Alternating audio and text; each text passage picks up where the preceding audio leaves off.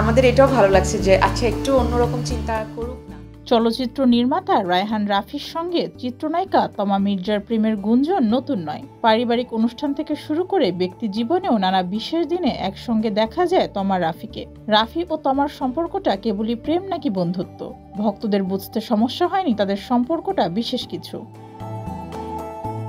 গত বছরের শেষের দিকে হঠাৎ করেই শোনা যায় দূরত্ব সৃষ্টি হয়েছে রাফি ও তমার মাঝে। সে সময় রাফি বলেন, দুজনকে জড়িয়ে যেসব খবর শোনা গেছে সেগুলি কেবলই গুঞ্জন, তমা শুধুই তার ভালো বন্ধু।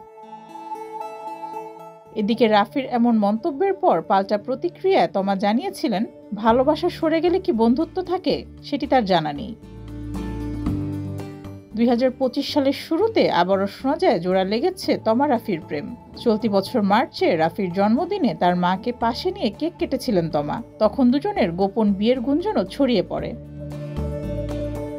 তবে এখন আবার শোনা যাচ্ছে রায়হান রাফি ও তমা মির্জার বিচ্ছেদ হয়েছে। তমা জানিয়েছেন আগের কোনো বিষয় নিয়েই তিনি কথা বলতে চান না। তবে তমা ও রাফিকে একসঙ্গে দেখার একেবারেই সম্ভাবনা নেই। তমা মনে করেন সময়ের সঙ্গে অনেক কিছু বদলায়, তবে রাফির সঙ্গে তার একসঙ্গে আড্ডা, দেখা বা কথা এসবকে তিনি বিচ্ছেদ মনে করেন না। রায়হান রাফির খাঁচার ভেতর অচিন পাখি ওয়েব ফিল্মে প্রথমবার অভিনয় করেন তমা মির্জা। সেখান থেকেই দুজনের প্রেমের শুরু হয়।